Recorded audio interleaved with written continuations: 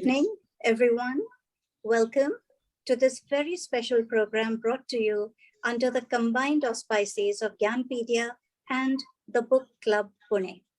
It is my proud privilege to introduce to you the presenter of the evening. Dr. Erach Bharucha is well known and well liked for his expertise in two entirely diverse fields. He is a surgeon of repute.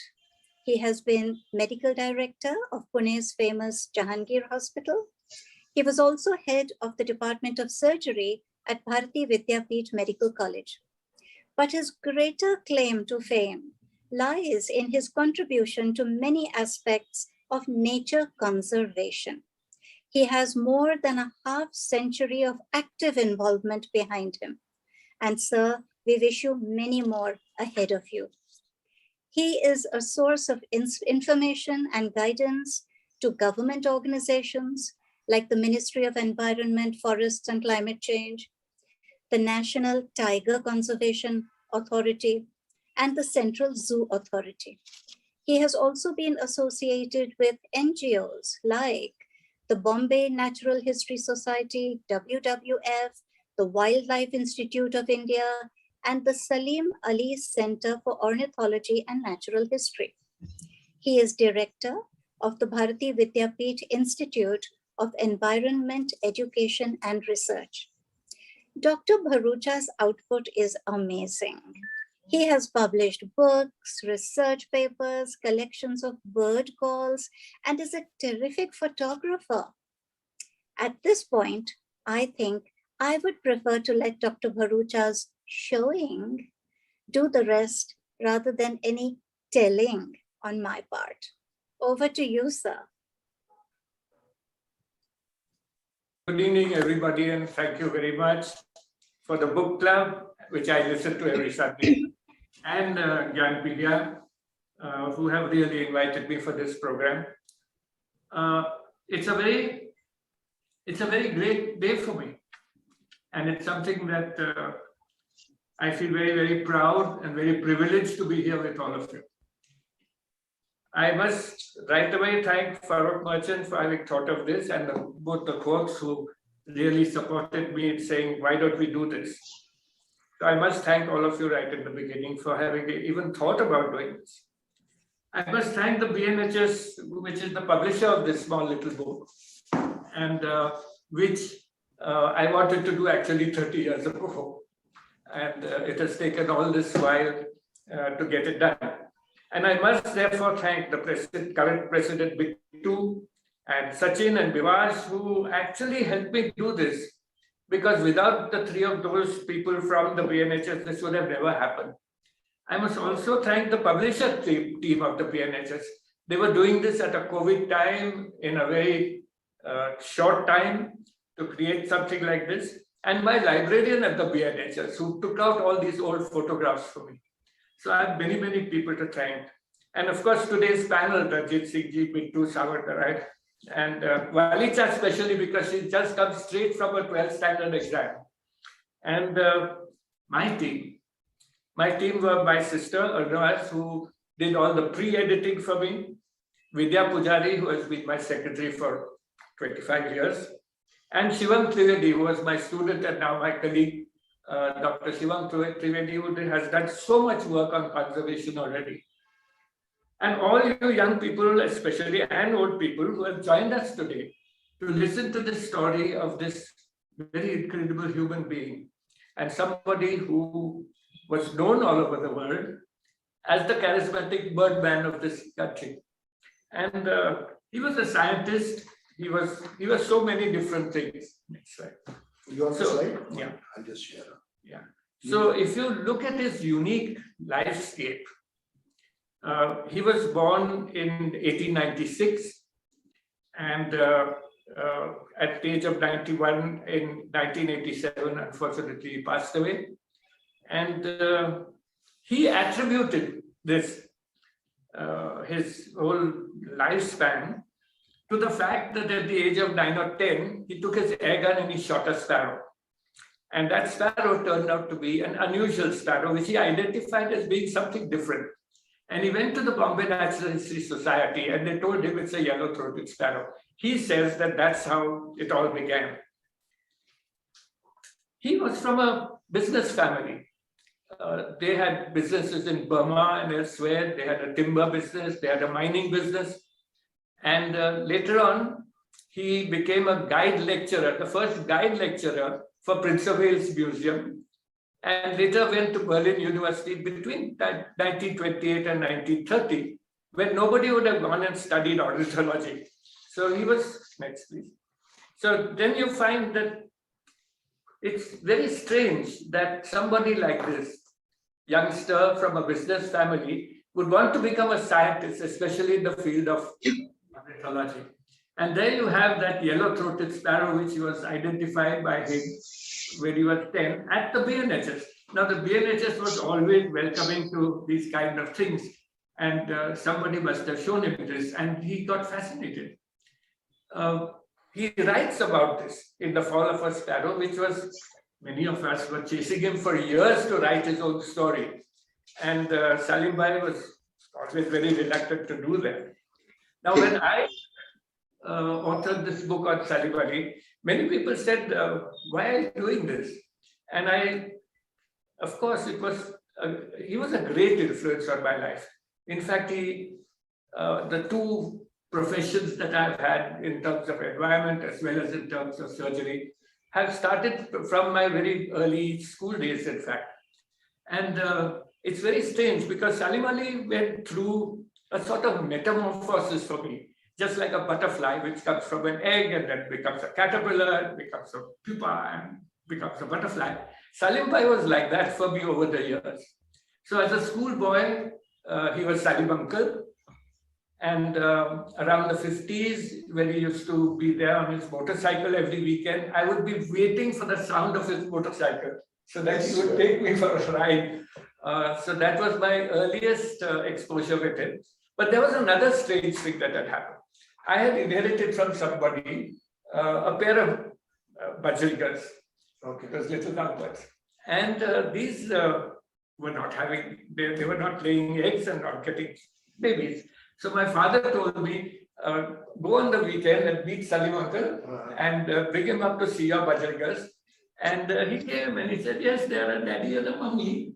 And time will tell, and time did eventually tell. So this was my earliest experience of Salim Ali. And I quite remember that because I got beaten up for that at home by bringing him up the back staircase. So then somebody gifted me a very torn up old copy of the book. And this became the book that he had written. And actually it is that book that changed my life. And over college days then, Salim Ali would encourage me to write.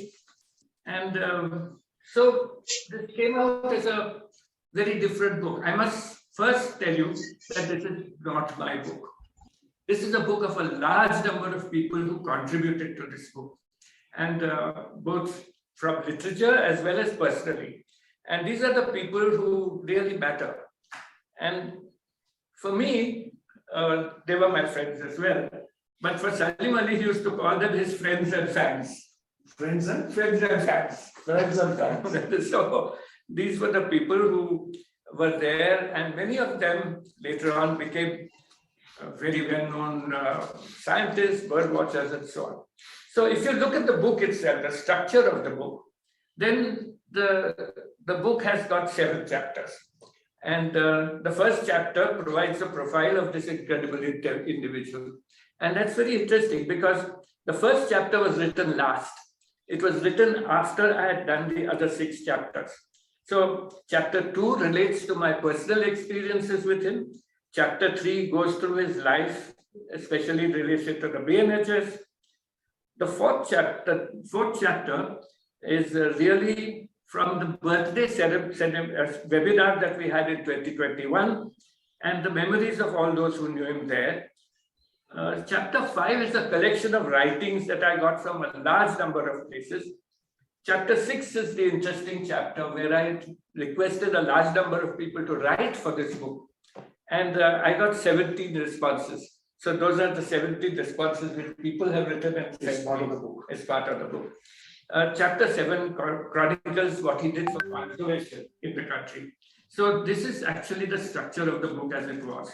And we'll go through a little bit of this in visuals today. This is a 1986 picture at his 90th birthday. I think he would have never wanted a birthday party. He wasn't the type. So we arranged a seminar for him and talked about all the work that was happening in BNHS. And he happily sat through this and asked questions and so on at the age of 90, very relevant ones.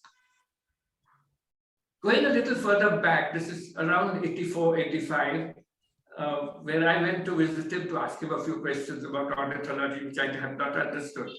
And Salim Bhai was always very welcoming there. And he would call his secretary and say, he has come all the way from Pune to see us, so please give him a cup of tea. And he made me very comfortable. And I had many, many wonderful Sunday mornings with him there. This is in his Bombay home. In his Bombay home, yes. And there I am with still having some black hair at 84, 85. The next picture shows you something even further back. This is Bun Garden Road in Pune, where he is photographing bias at the well, which is next to my house. The house you see in the background is my home, where I grew up. And so I always grew up next to this Bajra Jawar field. So I really did a lot of bird watching there. But my job in those days from Salim Ali used to be, go and find more bias nesting colonies. So I would go off on my cycle all over Pune's cantonment in those days. And you can't imagine, we had so many nesting colonies of bias, especially wherever you had a well, some bubble tree, you would have a colony of bias. So there were buildings. No? Yeah, so there was so much open land inside the township. So this is something that we did. But very interestingly, my college days went into something new and different. I would make observations and I would write to him. Invariably, within the next few days, even though he was so busy, he would write back to me. Either there were small postcards or they would be typed on an inland letter. And unfortunately, those are all gone. But he was very keen to make me write about things. So this was one experience that I had of a sunbird feeding a plaintive cuckoo. And I identified the plaintive cuckoo from his book just by listening to the plaintive cuckoo's parents call. So here you have this fostering, which I did, and this is one of the old Sanctuary magazines had a write-up by me on this, which was one of my first write-ups. Around that time, we started something in Maharashtra which was very unique. It was called Pakshi Mitra Sammelan. And we used to Mitra Sammelan. So every year we used to organize people to come together, and that's how this whole bird watching movement started growing. And very interestingly, one of these was held in Kolhapur and Padhala. And because I would always request wherever I went that, can you show me some more birds? So we saw this flock of birds flying around this lake there. And I said, those are strange birds. And my birdwatcher friends with me said, no, they are black-winged still. Why do you think it's different? So I said, no, I want to go down and photograph these. And sure enough, it turned out to be something different. These are crab plovers in Rankala Lake. Yeah. So then we took these slides to Salim Ali and said, sir, can you identify this for me? And he said, beta kya hai? So I said, sir, I think they're crab plovers. So he took out a little thing called a bookie viewer, which he used to have. And he put this there. And he said, yes, you might be right, but that's so what? So I said, but I photographed this in Kolhapur. So he said, let's consult a good book. I was wondering which good book is he going to use. So he took out his own book, took it out on the right page. His own book. Yeah, and he said, ye to crab plover tha hai. But crab plover was supposed to stop on the coastline up to Bombay. Okay. So he said, Archana, he called his secretary. Dr. Bharucha is here. Please give him a piece of paper and a pen to write down this for the journal. So he would make you write that. Now, I always wondered, why is it that he took out the book to show me? It wasn't that he hadn't identified it. He had identified it. But he wanted me to see how to refer and how to take it out of a book. that was his ability to communicate to people, to teach, and all his teaching was done like this, in a way where you were first supposed to investigate what you had. The next Pakshamitra Sammelan, which he also attended, was where I was asked to talk about seabirds. Seabirds. I didn't have any pictures of seabirds, but I happened to be in Bombay about 2-3 weeks before that. And I just gone to see him casually, and casually just before leaving, I asked, sir, can I, any place where I can photograph birds? He said, between 4 and 4:30, you go to Chowpatty, and the birds will come to you. That is how he put it. Okay. At about 4 o'clock, I went there. I had to catch the Deccan feedback. And there, the Bhelpuri walas throw the garbage. I don't know whether they still do that. Previous days stuff goes into the sea, and all these seabirds come there to feed on this. So very often he would pull my. How many years ago was this? This was also sometime in the 80s. 80s, okay. 80s. So this was these were the ways in which he taught me bird watching in a very different way. But his charisma comes from many different things. His charisma, which I analyzed from a large number of people who wrote back to me and from the writings about him that I read, comes from his scientific nature, his teaching ability, his leadership roles. Very importantly, as a fantastic communicator. He was a great communicator, a great storyteller. And I remember some of those old stories as well. His ecological expertise when it was just starting up. And he was a great traveler with a purpose. He was an incredible person for advocacy. People believed that what he told must be done, and he did them. And he was, of course, for me and for many of us who knew him, he was a great human being. So a lot of this work that he did in those days, according to me, they were breakthroughs for this country and perhaps even internationally. What about that 1941 radio talk taxonomy? He gave a whole lot of radio talks, and one of them talked about how you had to change from just identifying birds for taxonomy and go into looking at behavior and ecology and so on. But he was telling us this when nobody else was doing it. Pioneering work. So, pioneering work. And Salim Ali's astounding lifescape, if you try to look at it, you find that his first job was as a nature educator for the Prince of Wales Museum. And here you see something very incredible. You see him talking to a group of differentially challenged people who have no vision. These are young boys who could not see. They were blind boys, huh? Blind boys. He takes them to the Prince of Wales Museum, takes out the specimens and makes them feel it so they understand what these species look like. I think this is something that we perhaps don't even do today. Impossible. And this was the vision of this man as a nature educator. To even talk when you can see him standing there on the left side in his traditional costume of those days. This one. That one, yes. Yeah. So that was this is the specimen children also. Yeah, the specimens that they are now taxonomy filled up things. The next slide shows you Salim Ali's science. He was a forerunner of many things. Like in his bird surveys across India, in the most remote places in the 1930s and 40s, gathered enormous amounts of information. The migration studies that he did in the 60s and 70s were breakthroughs.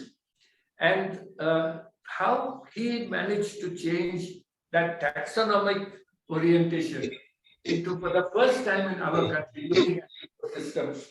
And therefore, he had studies on wetlands in Bharatpur, and he had these grassland studies and semi-arid land species, and forest species in the Western Ghats and the whole of Northeast.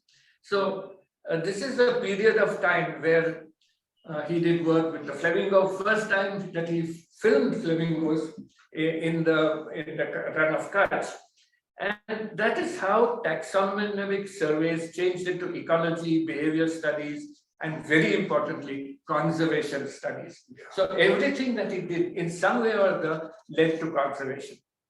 Salim Bhai had, of course, many famous publications, and this is just a random selection that I did. One is that the BNHS had in the 1930s and 40s lots of journal articles by him. He encouraged people to write for the journal, for the BNHS journal especially. Of course, the Book of Indian Birds, which came out in 1941, is still alive today in many different versions and editions. But his major work was the Handbook of Birds of India and Pakistan, which he did along with Dillon Ripley. It was an enormously large piece of work. And I mean, you just go into that book and you can learn ornithology and the science of ornithology all just by reading that book. He was also curator, secretary, and finally the president of the BNHS for many years. For the people who don't know about BNHS, BNHS is the Bombay Natural History Society. For us who have been members for so many years, we don't even say BNHS or Bombay Natural History Society. For us, it's called the Society. So we say, I'm going to the society today. There are many people who are attending for the first time. They don't know Yes. how much work BNHS has done. And that incredible work in conservation in India. So this was his way of going between the 1940s and 60s into very breakthrough things. And for the first time, he was able to take you to places where he went all over the country. He was, next one. Yeah. You find today that the sites that he went to are now considered the most important hotspots in the country. Okay. So his ability to select this in those days as the most treasured biodiversity hotspots was already there in his mind. So he had this very large national vision of India's biological diversity. So he went to Rajasthan, he went to wetlands, he went to the Western Ghat forests in Kerala and Karnataka. He went into the mountains in Northeast and the rest of the Himalayas. He's gone up to Bhutan and Tibet. He did enormous bird migration studies across India. And he went to Point Calumet, for example, which was hardly known in those days, and the Chilka estuaries. And by the 70s, Salim Ali had become some sort of a household name. And you found him in the press and people had heard about him. And so he did a lot of this kind of initial work, which was quite unique. First film of Flamingo City, yeah? First film that he made. That was another very interesting story. When you say Flamingo City, which city is that? It is called Flamingo City in Kutch. In Kutch, Great run of Kutch. In Kutch. Okay. Yeah, so we refer to it as the Flamingo City. Then, of course, I think a very important part of what he was able to do was a study that he did on the ecology of Bharatpur wetlands. Next, please. And you can see these two pictures. One is where his car has got stuck in a river course, and the other in a boat where he is doing trapping of birds and rigging. So these were the first few experiments that were done by the BNHS, by Salim Ali. And in those days, what exactly is he doing in the boat? He's rigging the birds. So they've got the birds in a net, and then they're taking the birds and rigging them and releasing them. And we got so many recaptures after a while. So these were studies which nobody else had done in those days in India. Next, please. And you find him here discussing his ecological projects. There's Robert Grubb on the left side. And Robert Grubb did a lot of work in those days of bird strikes for aircraft. And then there is J.C. Daniel, who was his friend for many, many years and a great assistant, very good friend of mine as well. And there was Vijayan, who did this large Bharatpur study. So these were the projects that became well-known ecological projects. This slide is of the three doyens of that time. One fine day, I got a call from Salim Ali, and he said, I want to see you. And I said, sir, are you keeping well? Is there some problem? You have to come urgently. He said, no, but it's very urgent. So tomorrow morning, I'm sending the secretary, Dr. Nanavati, for your signature. And I said, sir, what is it for? And by then, it used to be very bad lines in those days. And it got disconnected. But next day, the secretary of the BNHS, Dr. Nanavati, came and he said, sir, I said you have to sign this. Okay. And I said, but Ashok, what is it about? And he said, you have to join the executive committee of the BNP. I'm not doing this. For me, these were, giants.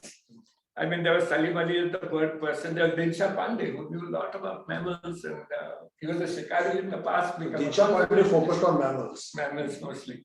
And there was Kulkarni sir, who I knew because he had looked after the Mashi conservation project for Tatas, which I was also sort of a part of that. Kulkarni was in the for the fishes and fishery. So Salim Ali for birds, Dinsha Pandey for mammals. Okay, great work. So I said, how can I join this in the executive committee? This is not my seat. And apparently many of the other scientists who knew me well were telling him that you take Dr. Bharucha. So I very reluctantly signed this. But I guess my life changed after that. I have been with the BNHS all the rest of my life. And there were many times when I had to promise to do things for him. I have tried to keep, yes.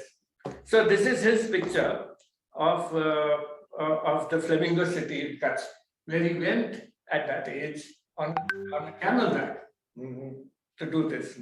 And around that time, I started seeing these flamingos in Big One, which is close to Pune. Big One. On the Solapur Road. And we said, I saw these flamingos doing what I imagined was a breeding display. So I took those photographs to Salim Ali and I said, look, I've got these wings open, all the feathers on the dorsum being raised like powder puffs. Yeah. So I said, do you think they will nest here? He said, many years ago, I remember quite well in Kamar, where they stopped breeding, the scientists made artificial nests. And in those artificial nests, nesting began. So you could try this, there's no harm trying. So I went to a forester friend of mine called K. Sheikh, and I said, Sheikh Sahab, ये ऐसा करना है, वहाँ जाके ऐसा nest बना.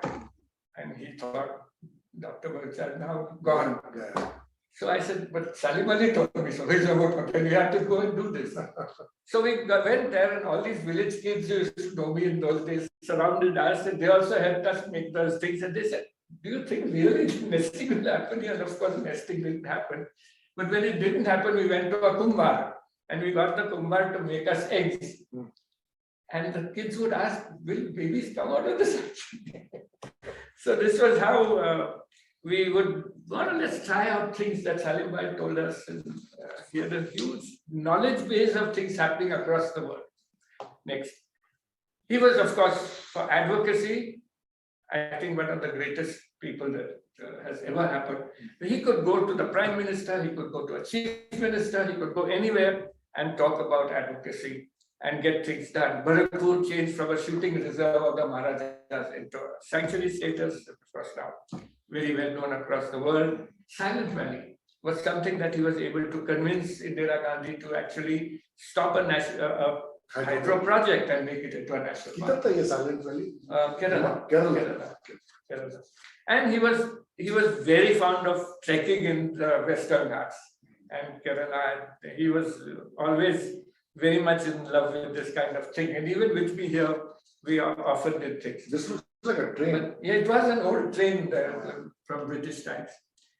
Then he also did, it wasn't that he only went to the nooks and corners of India. He would look at something like in the creek in Thane and say, oh, this is fascinating. And we'd go together. He could go to the Borivali in the national park there, Sanjay Gandhi National Park. And every time I went with him there, he showed me something new. And that was his tremendous observation skills. And he would do this kind of thing. But Salim Bhai also had very, very favored things. Like the grassland habitat with the bustard was a very famous thing for him. It was his very favorite species. And today we know that we've had to start ex situ breeding for these bustards because they became so rare. So rare. And he was very much into this kind of thing. So he identified things that were going to disappear much, much earlier than we had. So again, same way, his favorite ecosystem, I think, was wetlands. Okay. And he loved these wetlands. And he got so much work on migration done for water birds and so on. And I remember one little story about this at the BNHS. As you got down the staircase, there was a big map, and the map showed these flyways of birds coming into the Indian subcontinent. Wow. And Salim Ali, even at that age, never wanted anybody to hold his hand and support him. But that day he was looking very wobbly, so I sort of grabbed him, and he sort of tried to shove me off. And I said, no, wait, I have to ask you something. I said, how did you identify these flyways coming from abroad? Mm-hmm. And he turned to me and whispered in my ear that, oh, that is an artist's impression, Mm-hmm. And today we know from our recent type of studies, which we do with satellites. Bird maps, migrating maps. And he did this artist impression thing, which was quite surprising for me. I think the Book of Indian Birds brought many people into natural history. And so did the BNHS, and so did later on SACON, who did so many things for all this kind of work. So I think this is what... Go ahead. Yeah, go ahead. So I think this is how Silent Valley came. So many projects came out from the executive committee of that time. This is our old executive committee with Bittu Saigal and Dildawaz Variawa, Professor Bole was there, and Salim Ali. So this was what we did next. And here you find, when you look at Salim Ali's nature, one of his exceptional things was his fondness for children. He never had children. And children became a very important thing for him. So nature clubs and treks and camps, he would always ask me, where did you take the children last? And what have you done there? What did you see there? He would encourage young people to write in the journal short notes. And he believed in these short notes in the journal, which made you learn how to do science. And what everybody talked about during that last seminar that we had last year was his humor. His incredible humor, where he could quip about things all the time in a very, very candid way. So even fairly serious things, he could quickly tell you a very interesting thing which made you laugh next. So you found school students going out with him, children fascinated by his stories, as I was as a kid. The articles in the media that he wrote, journal articles that he wrote, radio talks, which have been recently redone, and Tara Gandhi has a small book about this. And by the 1980s, he had sort of not liked going to too many public appearances. No, not reclusive. But he was so busy writing his 13 volumes and later on, at the end, writing his book on his own lifetime. But he would still manage to go for policymakers, bureaucrats, forest officials, and so on. And one of the things that I did at one point in time was, I told him, I said, sir, there is this administrative staff college in Bombay. They want you to come in and register. And he said, by then, since I used to call him sir, he used to call me Dr. Saab. Dr. Saab. And it used to be extremely embarrassing for me to be called Dr. Saab. And he said, okay, since you're asking me, I'll come. Around that time, there was also a cartoon by Lakshman, which was seen in that staff college. It was put on the notice board there. And that said that there was a mother duck which was flying past, and the mother duck is turning around to the young ducks behind and saying, and now if you look down, you might see the famous ornithologist Salim Ali. So behind the ducklings. This is what was put up on the board for the IAS officers, and they all came and sat there. And several people asked a few, he spoke only for 10 minutes, he was right, and they were like doing this. But somebody asked a question, that why do birds prefer to eat in crops rather than going out in the forest and foraging for food? And he couldn't hear too well, so he asked me, is that what they're asking? So I said, yes, sir, they're asking about this. So he said, I don't know what to say to them. Then he got up and he said, well, gentlemen, to answer that question, I will have to go out and ask the birds. And he got up and walked out. and splits of laughter. So he was always so much full of fun. But I must tell you, this is only a few of the big recognitions that he got. He was hugely recognized internationally. I think he was quite well known internationally than with us here in our own country. And for those days, there was one wish of his, and that was he should have in some way a permanent home for every scientist. Okay. Not to be having to go every time with a new project and feeling unsettled about it. And therefore, there was this plan to create a society, an organization where this could happen. Unfortunately, he never saw the birth of SECON. Of course, if he had been alive, I think he would have never allowed us to call it Salim Ali Nature Conservation. So he did so much for this, and he had talked to many people in the government about this, and finally SECON did come, but after he had passed away. He was also quite unusually, he would tell us, I one day asked him about, in those days it wasn't called citizen science, but it was, you know, we used to do these waterfall counts everywhere, every winter. And one day I asked him what he thought about it. And he said, you know, you have to be a little careful about this. He said, otherwise you might find many pink-headed ducks all over the place. And pink-headed ducks by then were already probably extinct in our country. So he always had a wonderful way of telling you something. So he wanted you to look at the waterfalls. Yes, but he was, yes. So, but not for the pink-headed duck was probably gone, and he knew that. So he said, but if you leave it to these citizen scientists, they may all identify pink-headed ducks everywhere. I must tell you that this is the last of his field trips to a small national park called Vasta National Park, that is the Maharaja of Vasta, taking him at the end of his life in the small nature reserve which they had created, which he always wanted to go to with me. Unfortunately, I couldn't go there. And there Maharaj Sahib is taking him, showing him wildlife. Who is the gentleman next? Maharaja of Vasta, who's driving the jeep. Maharaja of Vasta.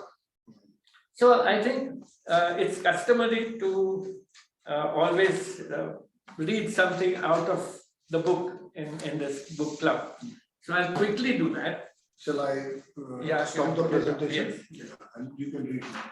So I was wondering what part of the book I can take. And I think the first thing I must take is the dedication of the book. Yes. And so I have written to the birds that fly in the sky, the little skulkers of the undergrowth, to the most forgotten ones in grasslands, to the giant V formations of migrant waterfowl that Salim Ali introduced to me and to many others, I dedicate on their behalf and my own the story of his life as seen by his friends and fans to all the wondrous bird life of India. So that was the dedication that I did for this book. So it goes to the birds. Salim Ali and I, and my early memories, some of which I spoke about. So I guess very few people today know Dr. Salim Ali, the great ornithologist and conservation scientist from the 1940s, as I knew him. I am now, it says 78, but I'm now 79 years old. And there were maybe only a handful of people now who can personally recall Salim Ali as I do. I consider myself highly privileged to have been close to him. As I saw him, this incredible human being underwent several metamorphic phases throughout my life. And even though he's not there anymore, he's still very much a part of my life. I think I will read something which somebody else has written. And that was this beautiful poem which is there in the book. It's an ode to Salim on his 77th birthday. It's written by Dylan Ripley, who was his colleague writer for many, many years. And it says, from the Wakhan to the Run, to Point Calimere and Kandy, in monsoon rain or sun, in dark bungalows or dandy, wherever there are birds, you will hear the reverent words, oh, Salim's our hero, Salim's the man, whose knowledge is always untapped, the terror of wrens with bias fan, a truly remarkable chap. That's how he was thought of, and there's a lot more in that poem. It's a very beautiful poem written for Salim Ali on his birthday. In the epilogue of the book, I said, when I began writing about Salim Ali, by the way, I wanted to do it 30 years ago and did it just recently, I had not envisioned where this would go or who would publish my memories of this unique personality. Somewhere down the path, I felt that just by writing about him would not be enough. Therefore, I tried to get a more holistic view from other people whose lives he had crossed. I am delighted with their help in doing justice to his greatness and his enduring legacy. And the legacy still remains. And much of what I wrote was an analysis of what so many other people thought about this great scientist. Thank you very much. So for everybody, this is the book. Mirror image, so I'm finding it difficult. Yeah. So I will open it now. I would like before Satish you start, I would like to just inform everybody that we are. I want to request people to donate money to Nityasha Foundation. It is one of the institutions that is run by Gyanadam, and we are taking care of children suffering from type 1 diabetes. And we conduct programs in Gyanadam and request people to donate to Nityasha Foundation. My secretary, Tushar, will be putting the links in the chat box. And before we start the question answer session with the permission of Dr. Sam, I will just run a small video so that people can understand what type 1 diabetes is and what Nityasha Foundation is doing. It is a co-NGO like Gyanadam. Just give me a minute.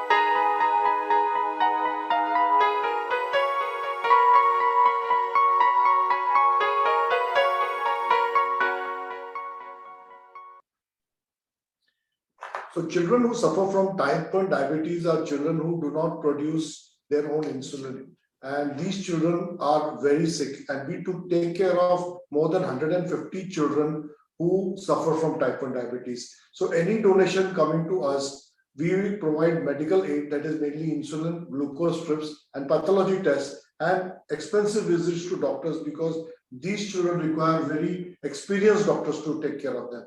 So please donate generously to them.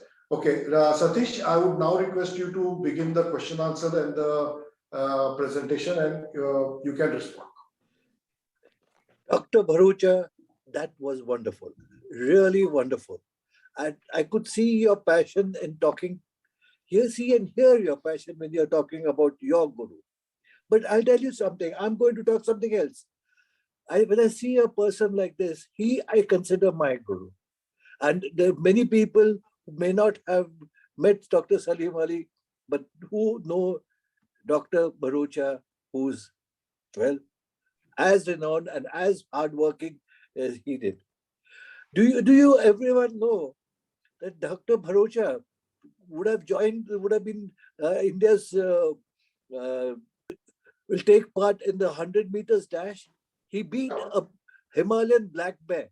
A Himalayan black bear charged at Dr. Bharucha in Dachigao, and Dr. Bharucha ran away from it. Am I correct or not? Okay. So there are some very senior people who are there in the panelists. So one by one, you can ask. Okay. I will keep on calling people, and there are many other stories about Dr. Bharucha himself that keep on coming. And let me see people who raise hands, etc., who can come in. And people who are saying, can we ask Ranjit Sindhi to speak? He is also there's one lady who has talked earlier. I wanted to talk to her, get her. Dr. S.H. No, sorry, I take it back. Kuruvilla Cherry Parambil. Kuruvilla Cherry Parambil seems to have known you, sir. Can we ask Kuruvilla Parambil to talk about you? I will give a permission to speak. Yeah, Kuruvilla ji, you can put on your mic and speak. Well, Dr. Erach was my teacher at BJ Medical, and we go back a very long way. And he along with Minu Mehta, the late Minu Mehta was my roommate, inculcated this interest in wildlife and bird watching, and they're very, very grateful. So I used to go to the Mullah Mutta before it was even named after, and sit down on an afternoon with my Atlas bicycle, and I had no camera, but I used to watch these birds armed with Salim Ali's handbook. And that gave us such pleasure and such insight into his knowledge. And I thank him for that. I thank you, Erach. Thank you, guys. Right now, I'm in Texas on a Saturday morning. And I am very, very grateful for such kind of leadership, and you and your esteemed colleagues doing a great job. Thank you for being with us today. Thank you so much. Thank you very much for joining in. It must be early morning for you right now there. Yes, sir. It is around 8 o'clock. Yes. Okay. Lena Rosalind, you were there who said, you didn't ask a question, but you thought nostalgia was tremendous down here. Bharucha. Yeah, hi everybody. I talked about the nostalgia I had because when I was in IIT at that time, Dr. Mahajan had put up a notice, anybody wanting to join a bird walk with Dr. Salim Ali. And that's the first time I got to know him and to experience how humble he was. Even though he knew so much about birds, he never gave us the impression that he was trying to talk down to us, and as if he was learning everything as we were learning it. It was an amazing experience. And later on, when I moved to Igatpuri with Mahindras, he came and visited us, and we went to Nandur, Madhumeshwar. It was wonderful, wonderful to be with him. Thank you. Very much, Erach. This is really very nostalgic, very educative, and the memory of this man must be kept alive, not only for his name, but for the cause he stood for and what he contributed it, because he will continue to remain an inspiration. He was certainly an inspiration to me and to so many of my generation. And some of them may admit it, some of them may not. But you see, the interesting thing about it, if I may have a few minutes, was, you see, a person must be judged on a two-dimensional way. One, judge him by the epoch he lived in the times he lived in and worked. Because you can't pass judgment, because that was the prevalent ethos, the milieu. The second is to judge him by hindsight as to what his lasting contribution and continuing contribution is. He was, when he began, I call it the era where tigers were meant to be shot and partridges were meant to be eaten. And a 10-foot tiger was the blue ribbon. Salim Ali started as a hunter. But while many of that era and of that ilk made the transition, Salim Ali was a phenomenon. You see, people of my generation, we couldn't help but be with the thing, because that was what was in the family. And at meal times, at anything, people used to talk about shikar, people used to talk about all the books that were written were how to shoot animals. But here was somebody from a city and from a business community, not very well known for its communion with nature, making a transition to to nature, and then becoming an institution unto himself in this regard, and in this particular field. He also made the transition from a hunter to a conservationist. But he was a pioneer. And that aspect mustn't be lost sight of. And to complement what you said, Erach, I think one should also mention about the birds of Kutch. It was a thing. And the birds of Travancore, the birds of Sikkim. And if I may say so, flamingos became a sort of an iconic bird because he projected it. The first person to write about, you see, in those days, there were shikar animals and non-shikar animals. And the wild ass was a non-shikar animal. The first person to write on the wild ass, and I remember reading it and consulting it later when I was writing my book, was on the wild ass. And if you see the last line, he writes the words to the effect that the meat of the wild ass is slightly salty. So I one day accosted him and said, "Have you eaten the wild ass?" He said, "Why not?" "Of course I've eaten." Well, so he was one ahead of me.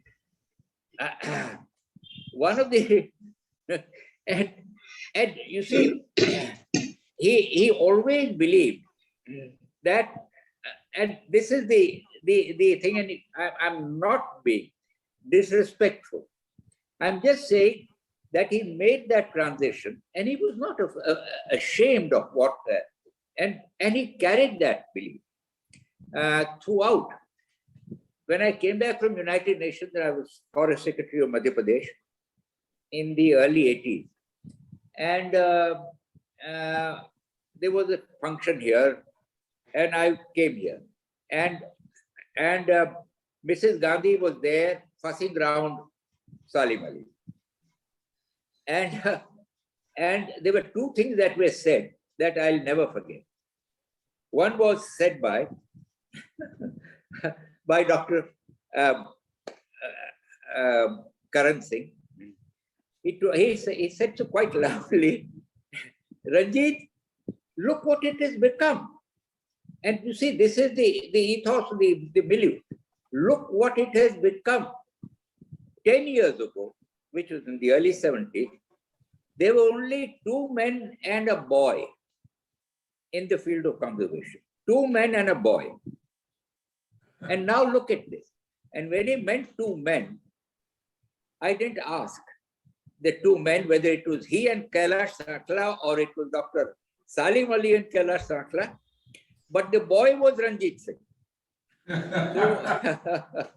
Thank you very now, much. Unfortunately, only the boy survives. Thank you, Ranjit Singh ji. Ranjit Singh is still a boy, you know. Ranjit Singh is still a boy. Yeah, well, Still a boy. Okay, thank God. So, as I tell my grandchildren, I'll never grow old because I never grew out of the first childhood. And I hope I won't. No. Okay. And the I other think thing. Swati is waiting to be talked. Swati, go ahead. Okay, I'll Swati finish. Tai, namaskar. I just quote Salim Ali. And he said, he also said an aside to me. He said, "Look at all these people talking about wildlife. Have they ever shot a bird or an animal? Have they ever eaten one?" That's Salim Ali for you. Thank you very much. Okay. Thank you very much, Ranjit Singh ji. Dr. Swati, go ahead. Ranjit Singh, Swati Tai, tumi Let me introduce myself. I'm Swati Gode, wife of Prakash Gode. And I think everybody knows Prakash Gode was a passionate bird watcher, and he did many projects along with Dr. Salim Ali. I would like to share only 2 incidences. One is once Dr. Salim Ali expressed his wish to visit Sinhagarh, and we arranged for that. And I remember vividly that we stayed at Erach Bungalow overnight, in Sinhagar. And next day, we called many youth or many young people from Pune to have a bird watching along with Dr. Salim Ali. And Dr. Saab, we used to call him Dr. Saab, and he was very much interested in flora of Sinhagar. So we also invited eminent botanist Dr. Vidyapeeth, and he also accompanied us on Sinhagar, and that was a wonderful time I ever had along with Dr. Saab. The second instance is the P.L. Deshpande. Many of you must be knowing that a famous writer, P.L. Deshpande, popularly known as Pooler, and he once expressed his wish to meet Dr. Salim Ali. Then we arranged a gathering of many eminent people from Pune, many of the Marathi writers. Those who know Marathi literature, they must be knowing how big personality was P.L. Deshpande. He was playwriter also. So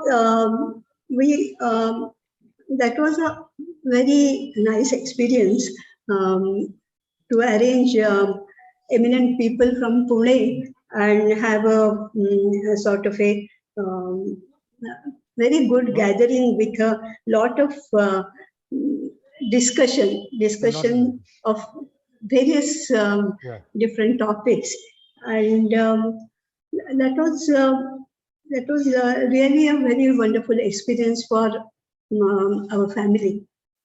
As Prakash's mother was also one of the eminent poetess in Marathi.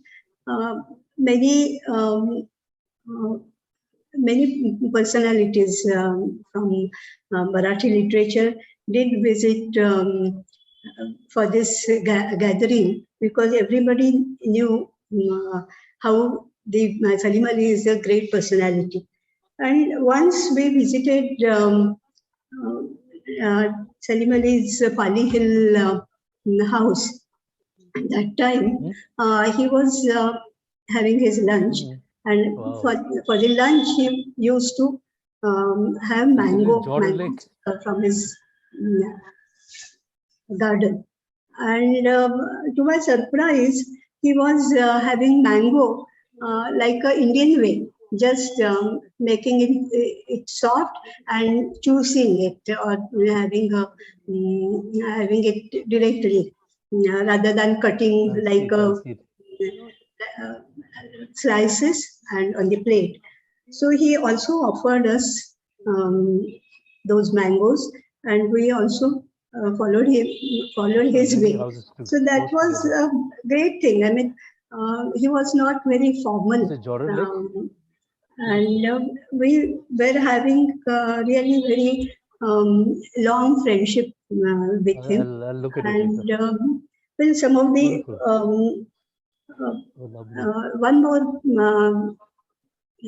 thing I would like to share, that he used to like Shrewsbury biscuits from Kayani Bakery, and I always used to carry Shrewsbury biscuits as well as Chivda. Chivda was so much, and I would like to salute Dr. Salim Ali on this occasion for a very great personality. I'll stop here. Thank you, Swati. I think Sandeep Bide is all the way from Vancouver. Is waiting for us. Sandeep, please come on. Yeah. Hey, Satish, Dr. Bharucha. First of all, hats off to you. I'm calling from Portland, Oregon. I think, as you were speaking, there are few cryptic notes I wrote down. And I think whether you're a bird watcher or not, you might be an atom watcher, or you might be a cellular watcher, or you might be just any watcher. I think there are some key learnings that I got out of it. I think the first thing, in your earlier slides, was to observe. And it is so important, whether you're a bird watcher or a scientist of any type, is to observe things very keenly. The second thing that I learned was go back and refer. So even if he knew, he went back to the book and research yourself. And I think with the last but one speaker, I think everybody talked about being a child. So you cannot grow old, set in your ideas, and then observe something, because it overshadows your simple thinking. So I think one of the key learnings that I had is, if you had to stay curious, and for that you had to remain very child or childlike curious. A couple of more things and I'll be done. I think the common thing, I have not met Dr. Bharucha or Dr. Salim Ali, but I have met many eminent people, and one thing that's common across is they're very humble, and they love to work with children. And I think those are the learnings for me, and I had to constantly remind myself, even at age of 65. I'll end with a quote. When long time back, I was in Kolkata near Bharati, and there was a little board there that says, shoot not from your gun, but shoot from your camera. And I think whether it is bird watching or animal watching, I think we need to get out of a lot of things that were mentioned about killing tigers to moving and shooting them with a camera. So sorry, I'm not an expert in any of these, but this lecture presentation was a learning experience for me. And thank you, Dr. Bharucha, for your eloquent speech here. Next time I'm in India, I hope to spend some time with you. Thank you, Sandeep. Thank you, Sandeep. Thank you, Sandeep. Good talking to you. And now you can go and have your coffee.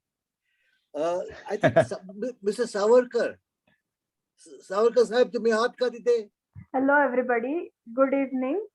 My name is Valisha Vinay Pujari and I'm here to talk about the book that has been published recently, that is Salim Ali, The Charismatic Birdman by Dr. Erach Bharucha. I've known Dr. Erach Bharucha since I was a child. I remember going to BVR with my mom and sitting in his cabin, playing with the fishes in the huge fish tank and also feeding them. Ever since I've known him, I've always called him Abba and loved meeting him. He has always encouraged and supported me. I'm grateful to him for giving me this wonderful opportunity to express myself in front of all of you. Thank you so much, Doc. As I began reading the book, I was stunned by the immense contribution that Dr. Salim Ali has made to the conservation movement. When the book was being written and edited, I was fortunate enough to closely witness the process, and since then, I was extremely excited to read the book. I was amazed by the amount of impact that Dr. Salim Ali has had on Doc's life, and the way he was instrumental in developing his interest for birds and environment. He was a brilliant conservation educator. There is a line in the book which goes, "The subject matter is just what we need to teach the children at that impressionable age." These words of Dr. Salim Ali are more important in today's world, as there is a need to create awareness about conservation and protection of our environment. We need to carry forward his torch, his fire, and his purpose in life. While reading his book, I came across the wittiest answer that Dr. Salim Ali gave to a gentleman's question about why do birds prefer to eat grain from a farmer's field instead of feeding in the forest, to which he replied saying that he would have to go out and ask the birds. The amount of work that Dr. Salim Ali has done in the field of ornithology and science of conservation is truly inspiring. He is indeed a living legend in today's world. I feel that everybody should read this book, and especially the youngsters, and witness the experiences, journeys, and the impact of the old man. Thank you. Thank you, Valisha. Yes. Okay. Dr. Bharucha, that was a wonderful presentation. 90 years of journey encapsulated over a few minutes. I'll keep this short. My memory of Dr. Salim Ali, I was in Melghat Tiger Reserve. Just beginning very early in my career as a forest officer, I was Deputy Director of Melghat Tiger Reserve, and Dr. Salim Ali came in February 1976. With him was Bilan Ripley and Mrs. Ripley, and they were in Melghat for about 10 days, and we hosted them, and it was a great honor. I was meeting him for the first time, and they were doing a general bird survey, but basically they were looking at the Blewit's owl, or now called as the forest owlet, a critically endangered species. And incidentally, the largest population of this bird known today is in Melghat, estimated to be about 100 birds. And the wonderful research is going on there at that time. But, when Dr. Salim Ali and Dylan Ripley were there, my entire perspective of my career as a forest officer changed. And since that time, since 1974, I chose to be a wildlife manager. This was not the only visit. What happened is that the lead person kept in contact with me throughout. We used to meet sometimes in international meetings and other venues, or accidentally just meeting each other. Then when I went to Dehradun and joined the Wildlife Institute, there was this survey for the Himalayan quail. And Dr. Salim Ali made several trips there, and I used to meet him.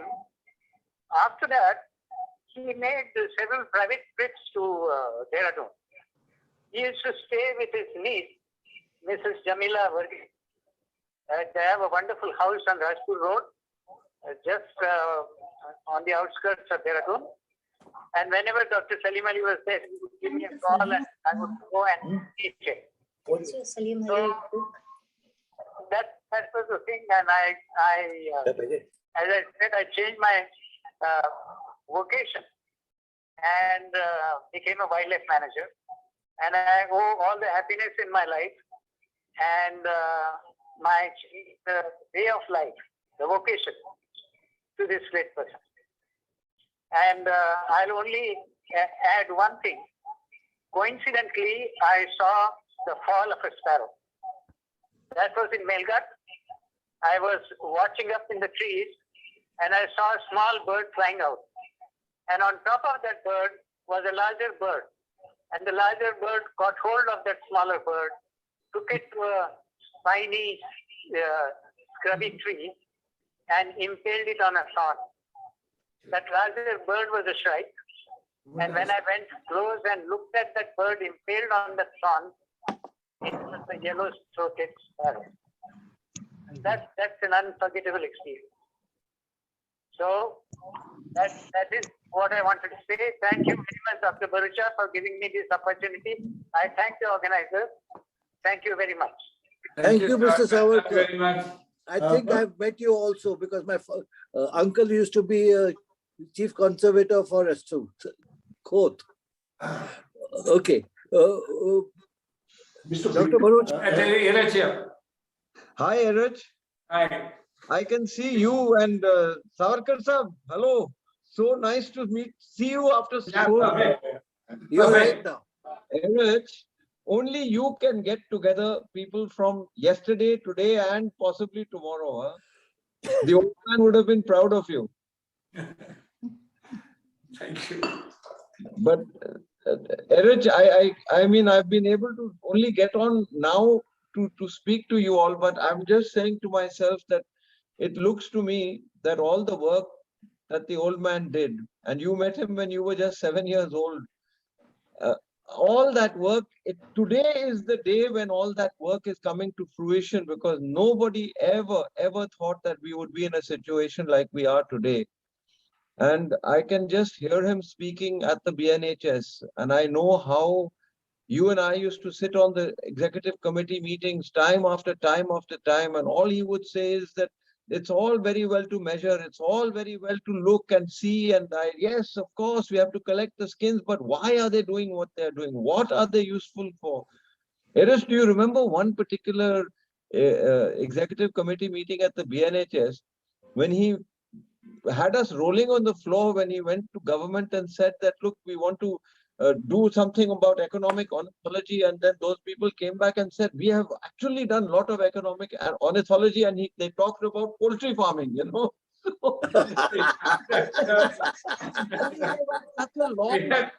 Many such funny things.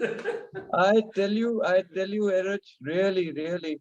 But Erach, I'll say this about you, you know, that you are a very unique human being on your own, and you have been one of those people who, despite all the ups and downs that we've seen in the country, you know, for wildlife, for this, for that, there is a certain positivism in you. And I think that you really, by osmosis, picked that up from the old man. I've seen him angry, but I've never seen him despondent, you know. I have to say the same for you. Agree with you. I agree with you completely. You know, Satish, it's like this, you know, that we look at our color of our hair. You know, I talk to children and I say, "Hum log Buddha party hai, we are in the departure lounge." But the fact is that sometimes I think when I speak to Erach, I am 100% convinced that Erach never grew beyond 16, 17 years. You know, intellectually, yes. But in fact, look at the energy that Erach has there. Erach, I don't know how you produce it, but you and the old man shared that one trait, huh?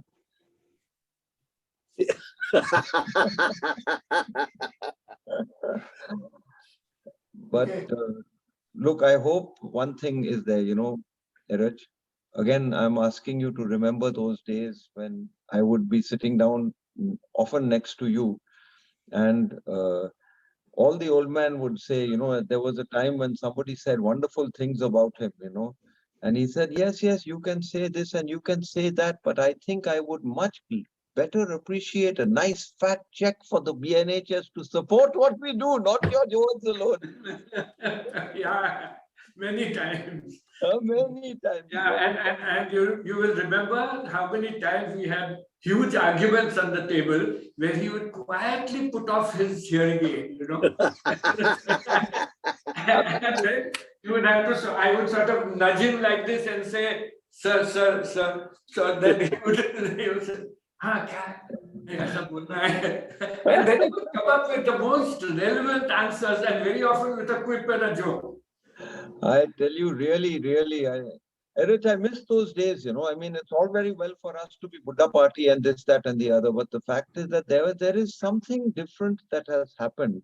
And I find that the very young and some of us who have gone into the Buddha party brigade, we somehow have that, but I'm finding fewer and fewer people who work from an internal passion that is so driven that they can't control themselves either, you know.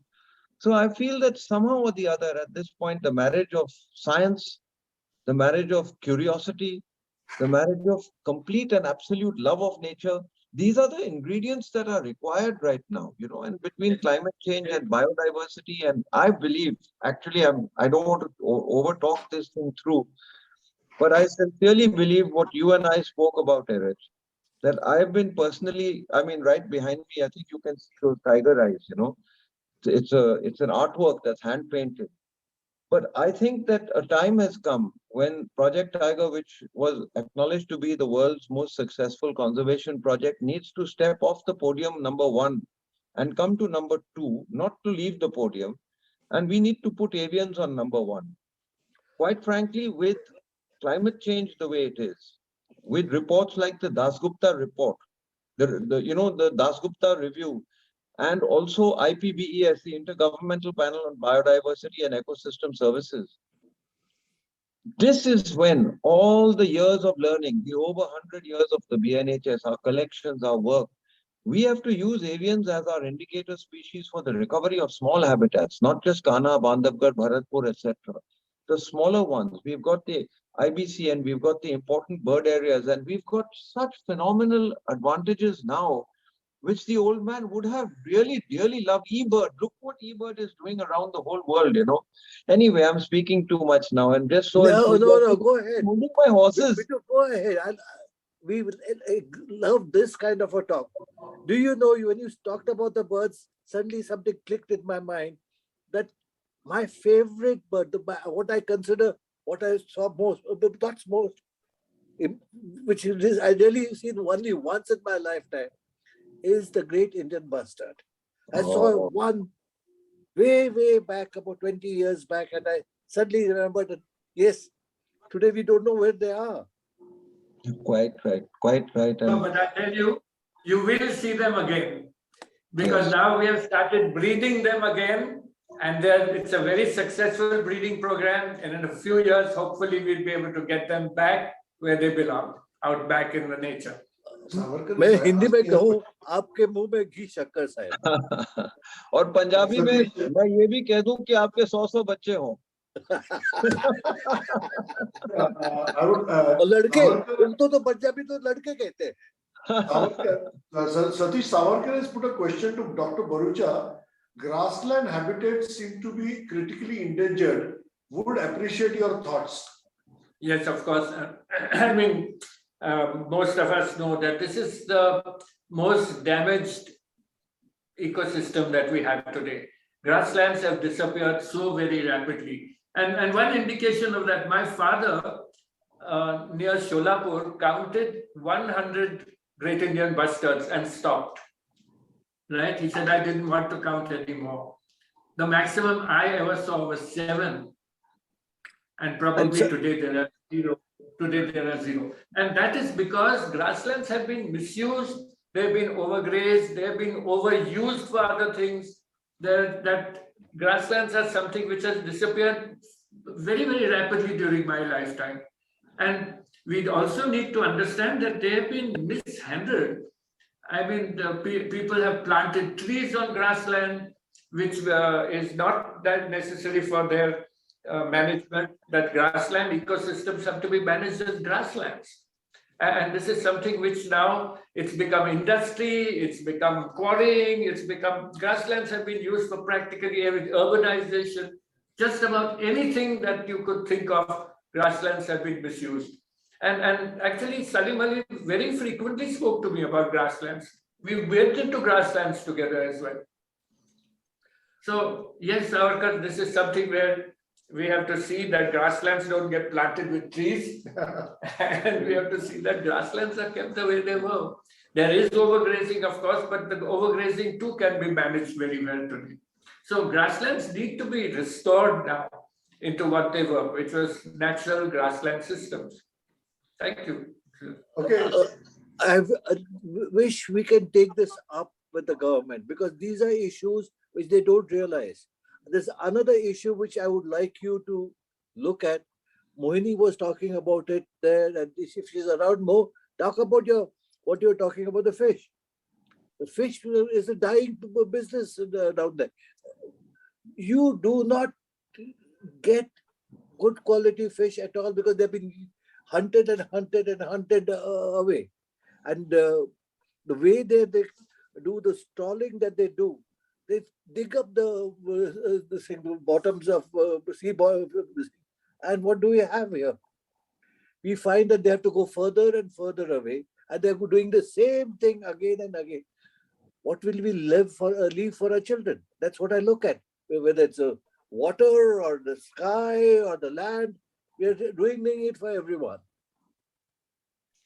Anyway, is there anyone more speaking? Satish, there's a question from one lady called Niharika. Rather, it is, She says, hello, sir. This is Niharika. Greetings. I could not join the discussion. If you could please share the... No, Sandy is asking a question. Should humans intercept birds and feed them? Can you talk about intelligence in birds and research on how birds migrate, keep direction, magnetism? Some very big question. Sandy, that's a huge question. Sandy, that would require $1 million from USA. Might start the thing. No, like Salim Ali, I'll have to go out and ask the birds. Okay, Satish, we must meet and talk about it. I think, Farooq, let's ask, does anyone else want to say anything? Any ideas? Please let us know quickly. And even if you can't think now, please write to us. Yes. We will take it up. And Dr. Bharucha, let me thank you personally, from the bottom of my heart. You're doing a great job, but let's try to spread it further. Let's see how many people we can talk to and get them involved in this. The green element. You know me that I fought for the green mountains of our hills of Pune. We want green to be everywhere. And as you said, sometime or the other in our lifetime, let's keep it for the thing. Maybe later on, there'll be a green environment. Okay. But Farooq, you had said something about WhatsApp. Yeah, I said that if anybody wants to ask any questions to Dr. Bharucha, they can WhatsApp me. I have left my phone number there, 98230-10962. And what I want to inform everybody is that this program is being live recorded on Facebook. And after this program also, you can go on Facebook to the page of Gyan Adab. On the Facebook page of Gyan Adab, I'll be writing down in the chat box. And also by Monday, this whole program will be edited and put on YouTube. And those the direct links to the YouTube will be given to all the people who have sent the invitations. And the recording of this also will be there on the website of Gyan Adab. I have put in the website of Gyan Adab, and I am also going to be putting the site for the Facebook page. On the Facebook page, you have to type Gyan Adab, and you will get all the programs recorded. This program will be going Facebook immediately after this. Okay, Satish, I think now you can propose a vote of thanks. I think, Mohini, you propose the vote of thanks. Definitely, Mr. Bharucha or Dr. Bharucha would like to hear it from you. A vote of thanks, please. May I put in a small message from Dr. Salim Ali? Yes, please. Before the vote of thanks. Go ahead, Bittu. The message from Dr. Salim Ali Mohini is this, that please give us a vote of thanks. Please do everything. But have you joined the BNHS? Yes. I know. Yes, action is what we require, not just words. So, in fact, B.G. Deshmukh had put me into another organizations. I wish he had been around. He would have taken me into BNHS also. I know that. He would have taken him. So looking forward to joining BNHS and working with you guys. Thank you so much. That's what I hoped would happen from this group. Yes, sir. That's great. So, well, I can only actually use words at this moment. So that's what I will do. So thank you so much, Dr. Bharucha. This was, I knew this was going to be a special program. I was looking forward to it. But can I dare to say that it was even more than I had hoped for? It's been wonderful, absolutely fantastic listening to you. And do you know, on a very lighter note, if I may say, my husband is notoriously difficult, to shop for, and he never wants anything. So on birthdays, I'm at a loss. But one day, about 25 years ago, he had vaguely been saying that there's this book by Dr. Salim Ali, and I really ought to have it. I must get around to getting it. So guess who jumped over to Manny's the next day and bought it, okay? So if you can see how, it's hardcover, but it's quite dog-eared and all, because it's constantly being looked at. And the house where we lived, before this one, we had a little garden. I mean, so little you might laugh at the size, but believe me, we counted 48 species of birds 25 years ago. Yeah, Salim Ali would have loved to hear you say that.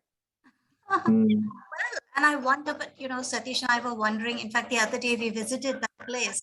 We said, now if we sat down and looked for birds out here, would we find 48 25 years later? I wonder. And in that little garden, we have seen such interesting things. We have seen birds laying eggs in a nest, and how protective the parent birds were. When we walked by, they would be, our little babies are in there.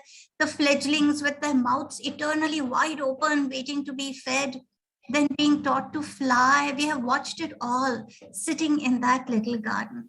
How delightful it was. So the world avian world, as Bittu was calling it, is a delight. And Satish mentioned fish. We were talking the other day about this article we read where fish are being found with bits of plastic inside them. And there's this horrible little cartoon going around with a picture of a fish, unwrapped in a supermarket.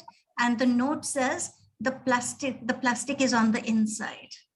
Oh God, what a nightmare. I mean, where are we going? So yes, we need lots of positive minds and attitudes to spread. And like Satish says, let's leave something good and abundant for future generations. So, Thank you. Dr. Bharucha, thank you so very much for this presentation. And don't forget the wonderful insects that we have, and the butterflies that we have, and the moths we have. Oh, what all we have. And it's a wonderful, wonderful world. It is. Every aspect of the living world is so marvelous. Thank you, Mohini. Thank you so much. This was a joint program of Book Club and Gyan Adab and Gyanpedia, and a tremendous response. And thank you everyone for joining. And with the permission of everybody, can I close the session? I think we have come to the end. Satish, Mohini, can I, with your permission, end the session? Yes, we would love it to go on forever, but of course it can't. No, please, not until we get a promise from Dr. Bharucha that he will keep on coming to our book clubs and other places, and let's have something on the birds, etc., that you can build up. Every now and then give us a little presentation on a particular bird or whatever you can think of. Yes, we request a repeat. Okay, chalo. Good night, everybody. Good night, everybody. It was absolute delight. Thank you very much. And Erach, as always, you are a star. That was Bittu. Thank you, Bittu. Yeah. Thank you. Bye-bye. Good night.